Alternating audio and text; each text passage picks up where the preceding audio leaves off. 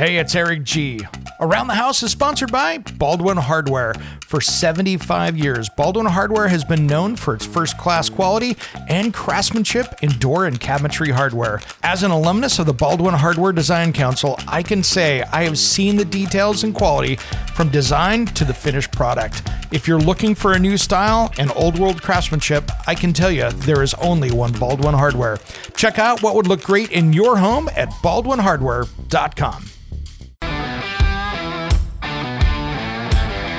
It's Around the House. Our other topic today is going to be home hazards. Things when you're tackling DIY projects that I want you to really pay attention to. And these are ones that we see around a lot in our homes. And there are things that are, there's some myths involved, and I just want to make sure that we're addressing them correctly and that you're following the local rules and regulations on how to get rid of some of these hazards, because everywhere it is different. It doesn't matter. We can have federal law, but how the local, state governments handle things are completely different. And that can be really tough on navigating that. Great example, asbestos. Now, asbestos can be found in a lot of different materials. It can be found in flooring, vinyl flooring from the 50s, 60s, 70s, 80s. When it comes to remodeling and renovating your home, there is a lot to know, but we've got you covered. This is Around the House. Welcome to the Around the House show. This is where we help you get the most out of your home through information and education. Thanks for joining us today. I am Eric G. We have got a jam-packed hour here, and we are going to start out with some of your questions that have come in. And they come in sometimes from emails, which you can track us down at aroundthehouseonline.com, and you can send a message there. Or you can give us a call at 833-239-4144, and I'll say it slower again. That is 833-239-4144. And so that is where you can get a hold of me and be a part of the show. Now, we did get a message here. I get a lot in from emails, and this was a great one. So Robert sent me one and said he was listening to the show, and we were talking the other week, just to give a little background on this. We were talking here right before the holidays about really trying to make sure that we've got homes dialed in for aging in place. And Robert's question is this. He was wondering if there are any similar information accommodations for people who are blind or visually challenged. So they are visually challenged or maybe blind. What can you do to help out with people with that? And, that is a great discussion, and really a lot of it is going to come down to a handful of things. And I want to address those real quick for you and get this one out of the way for you, Robert. So here's the thing. If someone is visually challenged, there are things that I like to do. Like I like to have, a very common floor texture, so there's no chance to trip. But using color and light to help steer people in the right direction. And for people that are visually challenged, that, have limited sight and that kind of thing, I like to use contrasting colors. And so even in a kitchen or a bathroom, if you have white cabinets, having a black handle or a bright color like gold or something like that, I like to have lighting controls that are done so you can have brighter light if you need to, or if light is an issue, which it could be, too much light can be a problem where you can dim it down for that. And so really these are things that I like to do as far as having places for that. I also like to have, paint finishes that if someone's walking down the hall, that maybe a little bit higher baseboard trim if they're using a cane, or if something that's very washable is a wall surface, so they can put their hand on it and touch it and feel it without getting it dirty, because our oil in our skins, and skin and stuff really does that. So these are all things that I think that are super important when dealing with the visually challenged. And then again, having things like that I think are important are using technology these days, having voice commands, having it where you can talk to things, using Alexa or Siri or whatever you're using. I think these are all important things to bring technology into, because again, that is just another level that you could be using the voice controls on your remote control, or you could be controlling the lights with your voice. There's a lot of things you can be doing without having to go over and move and use that light switch or even try to find it. So these are all important things to be doing just to make sure that you've got that dialed in. But there's a lot of different things, and it's depending on what we're dealing with. Someone that is completely blind, of course, is going to be different than somebody that is maybe just has reduced eyesight or has some other, eye issues that make it hard to do. And as I'm just talking, I got an email in here from Rosemary, and I'm not sure, Rosemary, where she's coming from, but just says, hello, do you have any recommendations for a company that can either sand or repaint a metal exterior door? Mine is 30 to 35 years old, and when the sun gets low enough to hit it every winter, over time, it's caused the old paint to bubble. Looks like she took an X-Acto knife and lifted off the paint that was lifting and then sanded it down to metal before repainting it, but the sun caused the other areas to bubble last winter. Thank you, Rosemary.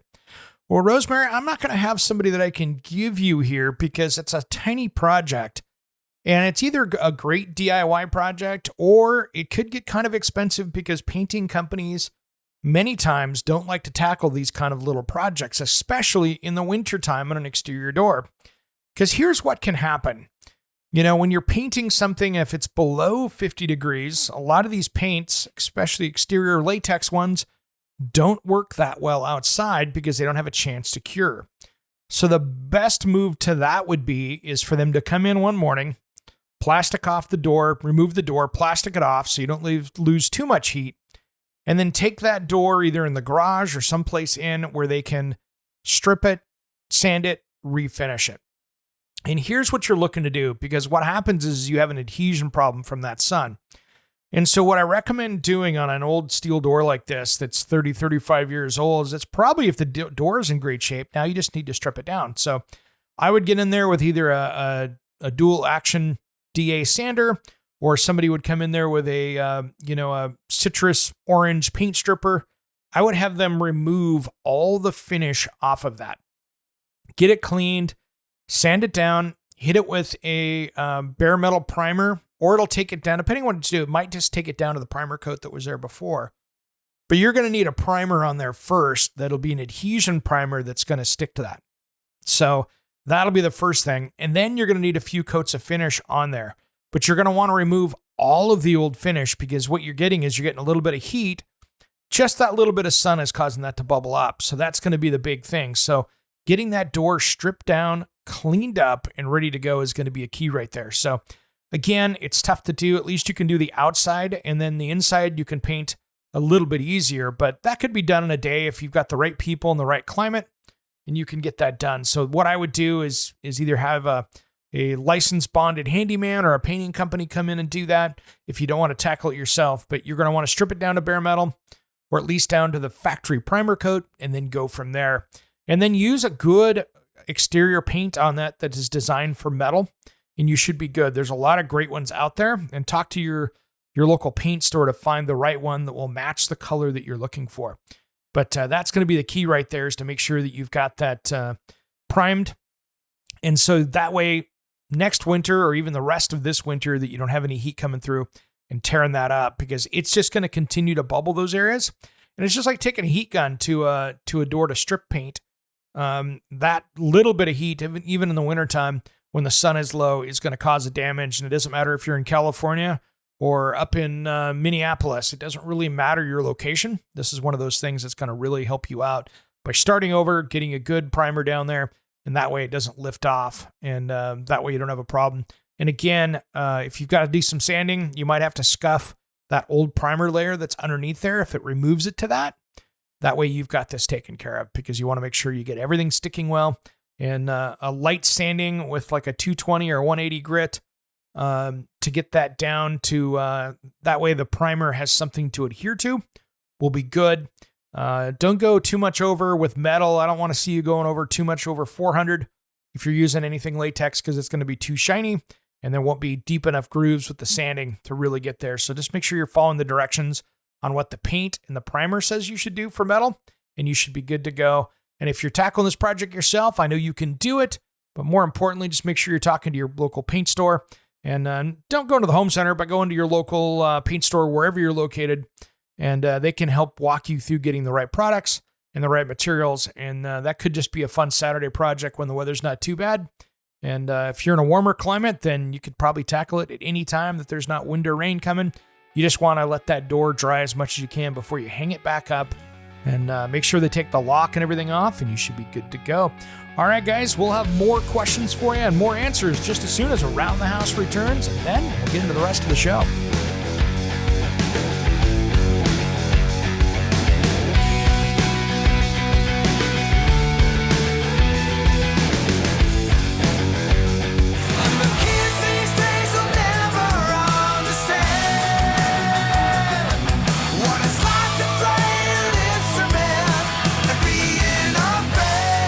What's up? This is Sticks It In Ya. And Satchel from Steel Panther, and you are listening to Around the House with Eric G. Yeah. We love Eric G, and you should too. 1987, I never want to leave you when you told me Welcome back to the Around the House show. This is where we help you get the most out of your home through information and education. Thanks for joining us today.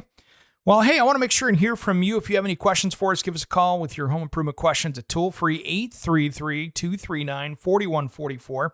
That's 833-239-4144. Just give us a call 24/7, and I will give you a call back, and we will schedule a time to get you on the radio. Now, here's the thing, too. If I call you back, feel free when you call. If you get a voicemail message, maybe I'm not in the studio, I'm out shooting TV, I'm out doing something, don't worry about it. Feel free to give a message of when you want me to call you back, and I'll see if I can accommodate that, and especially your location. So that way, if you say, hey, it's at 2 o'clock and you're in the Eastern time zone and I'm in the Pacific, at least I'll know which 2 o'clock you want me to call, yours or mine. Well, today we've been taking some calls and questions here, and I've got some more calls coming in here that we'll probably put later in the show. But our other topic today is going to be home hazards. Things when you're tackling DIY projects that I want you to really pay attention to. And these are ones that we see around a lot in our homes.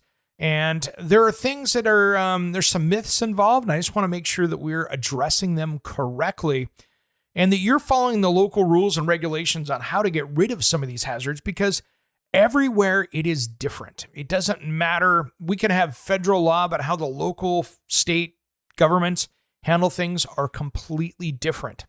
And that can be really tough on navigating that. Great example, asbestos. Now, asbestos can be found in a lot of different materials. It can be found in flooring, vinyl flooring from the 50s, 60s, 70s, 80s, 90s, 2000s maybe. Here's the thing. With asbestos, a lot of people get confused. The facts, like with lead paint, that they quit making lead paint after 1977, 1978, that you didn't see it be out there. No, asbestos was used in building materials to this day, and it was finally less prevalent in the early 2000s. So here's where we run into issues with that.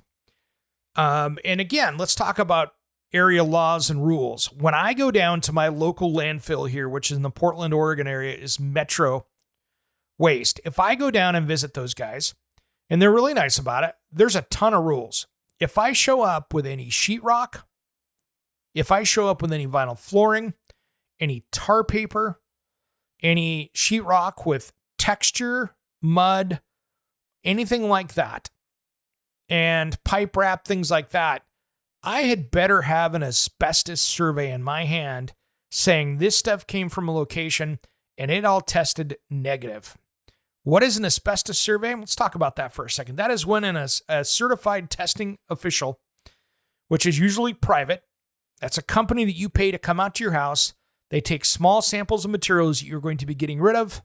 They go back to the lab, or they send it to the lab, and they come back and tell you what the level of asbestos is in those materials. Now, asbestos could be in the glue, that black mastic you see that was holding down linoleum or old vinyl. If you have vermiculite insulation, which is that white pebbly sand kind of looking stuff, it can be found there. It can be found in drywall mud, drywall texture, a lot of different places, as well as vinyl flooring. But here's what you got to be careful with. It depends on where you're going. Now, In the state of Oregon, they pretty much have a plan across the board of what you can do there. But the problem you see is that other people will go across state lines. They'll drive over into, if they're in the Portland area, they'll drive into the Vancouver area and head to the landfill over there and dump off those hazardous materials over there. Now, there's a lot of people out there on social media that if you ask this in a social media home improvement group, you'll have the handful of saying, oh, who cares? You're just going to touch it once and throw it in the bag and take it to your landfill. Here's two problems with this. One, asbestos fibers are very small and they love to float around. So they can stick around in your house for years. And if you're going to get mesothelioma, for instance, that takes multiple exposures. But the problem is that if you have one exposure and it goes all around your house because you decided to tear down the popcorn ceiling that was asbestos-containing material, that it can float around and it can give you those multiple exposures many times, like people that were working in shipyards or other places like that were dealing with asbestos on a regular basis. So unfortunately, even though you got rid of it once, if it's floating around in the dust, it can be floating around for years to come, which means you now have multiple exposures. And then you got to think about all the people that are working inside these landfill areas. I need you to think about what you're doing to them. This is not always just about you and your project, but I feel bad for these people that are out there that are really causing some issues because they're dealing with people's projects.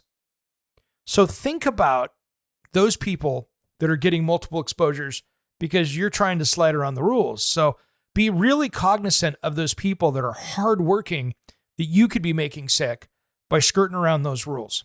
Now, in some areas, they're not dealing with this. Some areas, they're dealing with a lot. But basically, if you have materials before about 2004, I'd have them tested. If you have a brand new house that's built in 2005, 2006, probably don't have any in there. But you still want to test it and make sure. So pay attention to asbestos. It's a big deal. You'll find it in a lot of different products. Heck, I've got ads from major flooring companies that are still in existence today that have added asbestos for durability. My mom is a school teacher. They would give her, to make the clay projects for the third graders, they would get big bags of asbestos, the school district would, so the kids could put it in the clay to make it stronger. So if they dropped it, it would be less likely to break. The fibers were like fiberglass. So that's what they did back then. Now, that was a long time ago. That was in the 60s. And that's when people didn't realize what was going on. But really, follow your local laws. You can find that out. Really, I would start at where your disposal stuff is. If you have a landfill or a agency locally that handles your trash, I would talk to them. And quite frankly, if it's not the law there, I would just treat it like it was. I would test everything you can, make sure you understand it. When I tested my house, I got lucky. I didn't have any there, and we just tested a project that I'm working on with my little brother, and he didn't have anything in his vermiculite, which we'll talk about that when we come back, because that's a big one there. The vermiculite is that insulation that you see in the before the 1990s really is where you really saw it. And it is it's that white stuff you see in potting soil. That's vermiculite. The problem is the stuff that came out of Libya, Montana, there were areas where there were veins, and vermiculite is a mineral, so is asbestos. And there are places where that came out of the same mine and they got cross-contaminated. So we ended up having a problem with that. So when we come back, we'll talk a little bit about that just so you can understand that better. We'll do that just as soon as Around the House returns.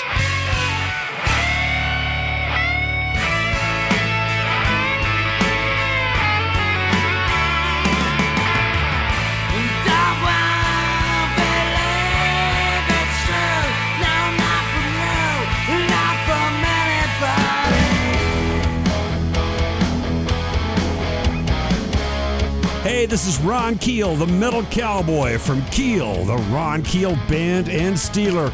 We are rocking Around the House with Eric G. Raise your fist! Welcome back to the Around the House show. We've been talking here about, we've been talking about some listener questions as well as hazards around your house that you should be paying attention to as you're doing those remodels. And we were just talking about asbestos, which is kind of what we started the show off here. in the last segment, but here's the thing that I really want to pay attention to with vermiculite. There is many times that I run into vermiculite, just like my brother's place, that we test it and there is no asbestos containing material in it. It is 100% vermiculite, which means you can dispose of it correctly. But I want you to know that before you get into it. So that way you know what's going on. And then I want you to follow, if it's sitting there and it has to be abated, then this is where I would, one, figure out what your local laws are, understand those. And then two, if you need to hire a company to come in and do it right, that's the way to do it. If you have a big project like scraping ceilings, those kind of things, maybe it's easier to go over the top of it with a 1/4-inch sheet of drywall or a 3/8 sheet of drywall and re-skim coat it and call it a day. Maybe that's cheaper than going through and having to abate it. Maybe going over the top of that vinyl flooring that's asbestos with another flooring is something that is common, that will work, and you can encapsulate it. These are all things that can be done outside of abating. So this is where you bring in the professionals, you bring in the experts, and make sure that you understand what the whole situation is. But just because you have popcorn doesn't mean that it's all, asbestos containing material. Just because you have, tiles on the floor that are 9x9, even though almost always it is, it's funny. When you're seeing those 9x9 square tiles out of the 50s and 60s, those almost always were asbestos containing materials. However, they also did make 12x12s. And they were made on the same production line with the same materials. So any of those square tiles from the 60s, 50s, 60s, and 70s, definitely want to have tested. And if it's the law in your area, then I would test them all the way up into the 2000s to make sure that there is no asbestos containing materials. But this is just one of those things that is something you should be serious about. You don't want to be doing any more damage to your body. And healthy is good, guys. So just be careful out there with that. And that's a big one. Now, the next one here is one that has been popular now, and it's something that's been coming back, and it started out with people going, oh, I can't believe they're outlawing beach sand. No, but what the problem is silicosis or silica dust. And what this is this is sand that is brought into the air and fine dust that can really give you issues and can be fatal in some situations. So it's something you want to be really, really careful with. Where do you find it? We're seeing it a lot right now in the countertop industry because people that have been doing granite countertops for the longest time, especially those cheaper companies that do a lot of cutting on job sites, and specifically dry cutting on job sites. Now, these are the people that I'm worried about. These are the ones that when you're driving down the street, you see your neighbors getting new countertops put in, and there's somebody outside with a dry grinder creating this huge cloud of dust. And they're breathing that in.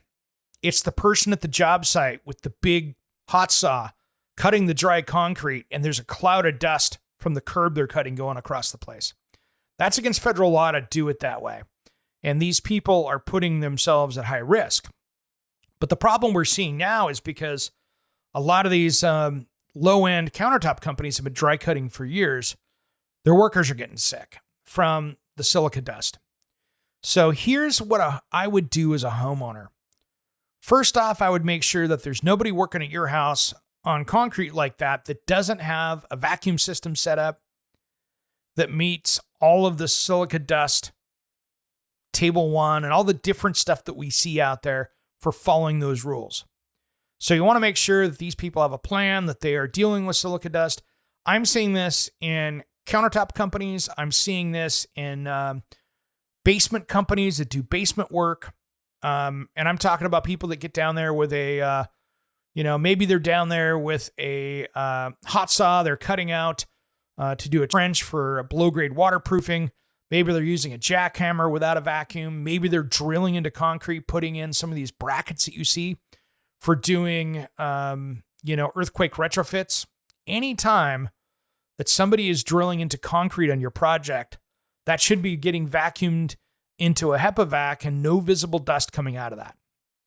So that's the secret there. And then they still should be wearing some kind of a dust mask just to grab the incidental stuff that gets around it. And that's what you're talking about and what you want to see. Now, if you're doing it yourself, that's a good time to get a respirator and make sure that you're not getting that stuff all around the project. So just make sure that you've got that, a good HEPA vac, and a good attachment that'll go to your drill or chipper or jackhammer or saw to make sure that that stuff's getting sucked up, because we don't want to see that go around. Now, the next one here is a big one, and it's something that's been going on for a long time, but we're just getting better at catching it, and that is mold. Now, mold in your house is something, first off, if you have humidity in an area over 60%, that's kind of the magic number for relative humidity that you start growing mold. So I want to make sure that around your house and all the corners, basement, crawl space, that you're never getting above 60%, because that is the magic number for growing mold.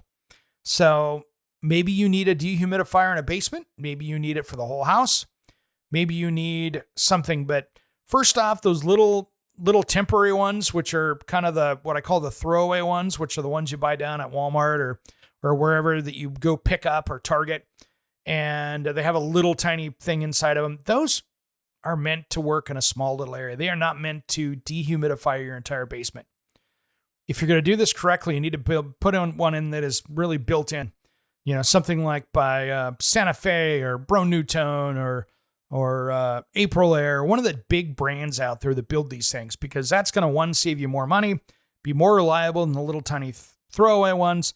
And if you have one of those, make sure that you're checked up on the recall list on the Consumer Product Safety Commission, because last year there were a ton of them recalled for causing fires. So you want to have something that's going to be more built in. It's going to save you money. It's going to work more efficiently, and it's going to dehumidify the whole space if you've done it correctly. So really plan that out and really do it right. So now, what do you do if you're worried about mold? Maybe you've got a mold allergy and something's bugging you, but you can't figure out where it is. And this is where air testing comes in. This is where you need to run some air tests. And one easy way to do it is, there's companies out there, I'm sure, that are local, but you can also reach out to my friend Caroline Blazowski, former co-host here of Around the House.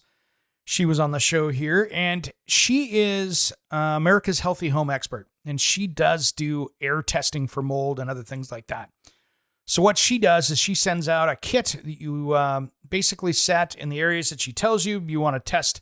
Different rooms, different areas, you want to test outside. You're going to do these different air tests to make sure that you understand what's going on. And then those results will tell you some of the issues. And then you can start, being the detective and figure out where the issues are. But that's really how you figure out if there is an issue. If you can't see it, it could be behind a wall. It could be up in an attic space or a crawl space. It could be a water leak in a space that you have no idea that's happening. And that could be making you sick. So when in doubt, do your air testing. And I recommend everybody do this about every 4 or 5 years to make sure you've got it under control. And then you can understand what's going on in your home. And sometimes, and this is the problem we have with air testing out there. If you live next to a swamp, or you're in a humid area all the time, or you've got a waterway next to you, you might have air outside that is actually much worse than what it is inside. And so you could be airing out your house to go, oh my gosh, I'm so much better off getting some fresh air in here. And although that might make sense, you better be filtering or do something, because you could be introducing more mold spores, more unhealthy air, because if you've got good conditioned air on the inside and you've got pretty dirty air on the outside, that could be its own issue. So make sure that you're doing the testing inside and outside, so you know the baseline and you know where that's coming from. And then you can start figuring out what's going on. And it could be just a simple plumbing leak. It could be a humid crawl space or attic. These are all things that you need to figure out, and that'll save you money in the long run. All right, one more segment to go. We'll be back. Around the House will be right back after these important messages. Don't go anywhere.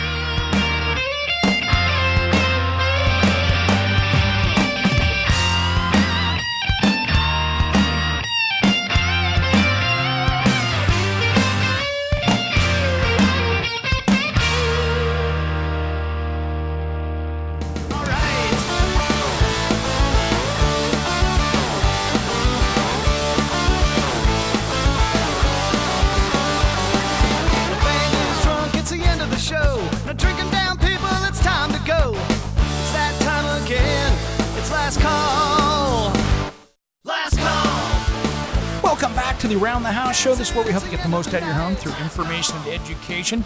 If you want to find out more about us, and if you don't have a place to write down our phone number or anything, just go to aroundthehouseonline.com and you'll find out what's going over there, because I tell you what, that will get you the phone number, it'll get you our YouTube, the multiple YouTube pages we have. I just posted up our video here this last week of Mario Lopez talking about bidet toilets and how he got into bidet toilets. It's all from watching South Park, and that is up on the website, aroundthehouseonline.com.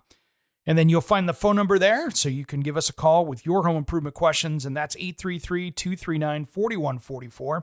That's 833-239-4144. We've been talking about home hazards around your house that are problem areas, and the one I wanted to talk about here is really big on older homes, and especially before 1978, and that is lead paint. Now, lead paint is becoming less and less and less of an issue because people have been painting over it for years. And so that is one of those things. And let's talk about lead paint. You know, lead was added to be more durable and to make it higher quality paint. So what I'm seeing is at least in my area, and I know this is probably a pretty good thing across the country, areas that were a little bit nicer where they had good paint salespeople, I can go around and see where neighborhood by neighborhood, you'll see clusters in the old, nicer areas before 1978. You'll see those areas have a higher likelihood of having lead paint on a project than, guess what? A newer one. So if you had a lower income area, many times they had less low lead paint than the higher income areas because that was the premium paint.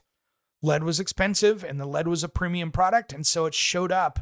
So the more higher end house, to be honest, the more likely you are to have lead paint. But really, the only way to do it is to test it. 3M makes some great test kits. You can send off samples. You can have people come in, but it is something that you need to be careful with. And it is something that TV hosts around the US have been getting nailed on TV projects for a very long time. Now, here's the issue. When you're working on a house prior to 1978, and you're a contractor, you have to follow the lead paint rules federally. Chip and Joanna Gaines have gotten nailed. A lot of the HGTV show hosts have been getting nailed because they're doing demo and they're disturbing more paint than they're allowed to under the lead paint rules. So make sure that you follow and understand those. I'm not going to give them all here because that would be some really boring radio. But you can go over to the EPA site and just look up lead paint, and they will tell you the federal rules for that. And then make sure you check with your state or local government to see if there's any additional ones that go beyond that. But that's a safe way to do it. Good news is there's less and less of it out there that we're seeing. But if you're doing demo work and you're getting back into those layers of paint, that's where you need to make sure and do those tests. So figure out if there is any in the house, do some good testing, and you'll know what to do. In my area, if I'm tearing down a house, I have to remove all the lead paint, the asbestos, any of that stuff before they even tear it down so it doesn't expose anybody in the neighborhood to those dusts. So these are things that are really important, and I want to make sure you don't get in trouble by following those rules. And yes, people can get nailed on this. There was a guy here in my area that got nailed with an initial fine, and I believe they reduced it, but that's how it goes.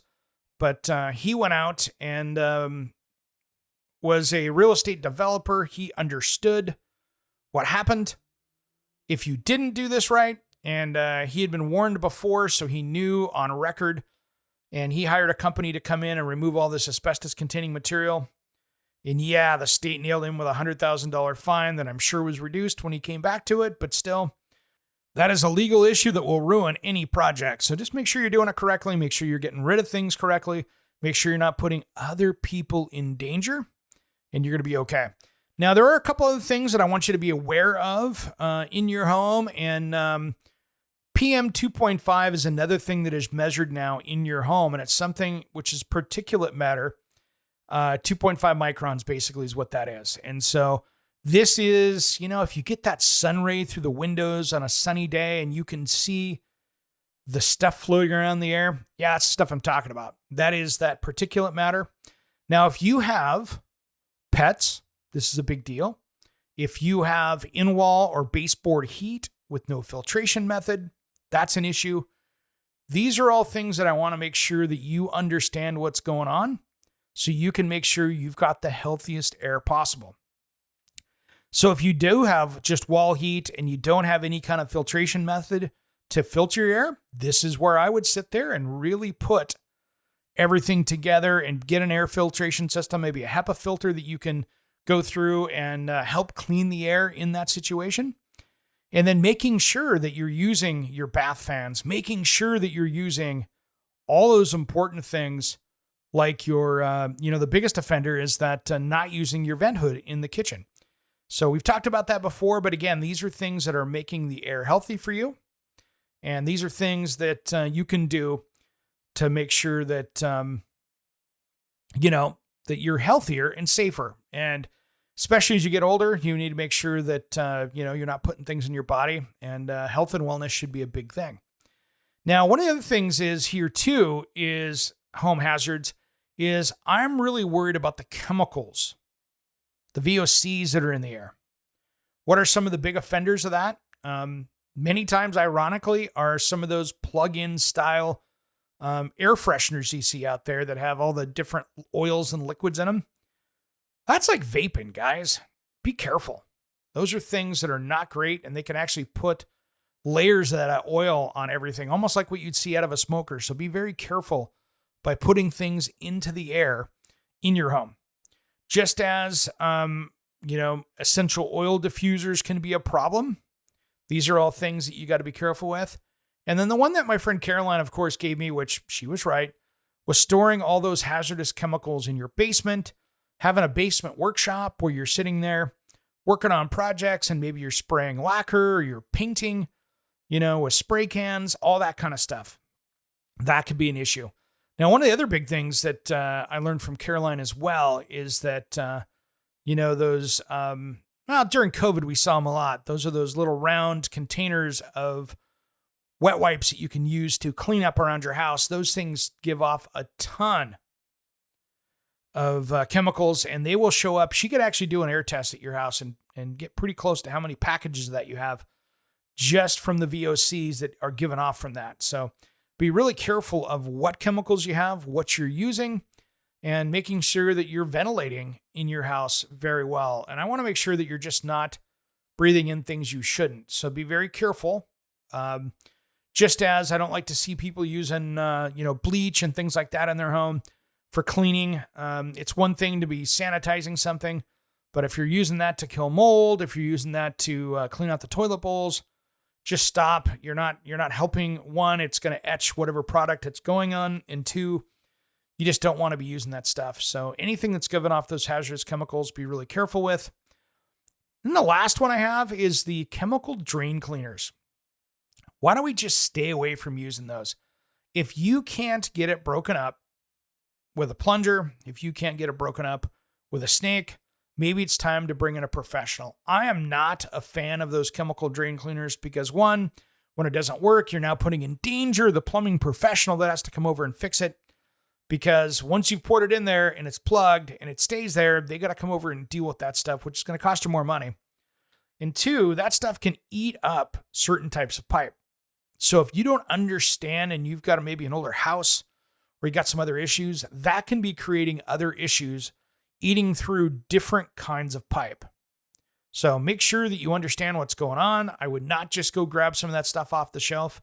I have banned that stuff from my house because I don't want to hurt any plumbing here.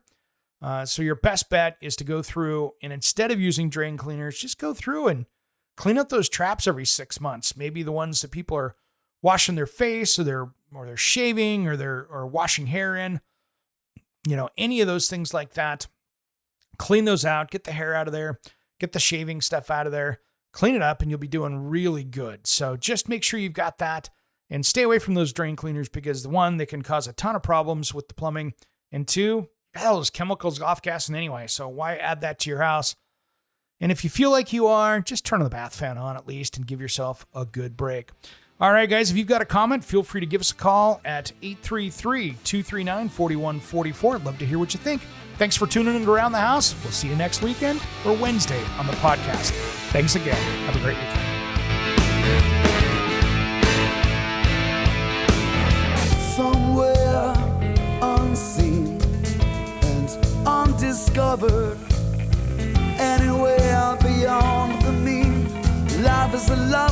song, let's be lovers. We're all over the radio. Take my hand, I know where to go. All over the radio with you. Hey, it's Eric G from Around the House. Are you planning a decking or siding project this year? If you are, you've got to check out my friends at Millboard. Millboard is a completely different kind of composite decking and cladding that enhances outdoor spaces with enduring distinction. Hand-molded from the finest oak, it realistically mimics the natural grain and color of premium hardwood. If you're looking for something that doesn't look like plastic and instead real wood, check out millboard.com. Make sure and check out that interview we did just a few weeks back. That's millboard.com.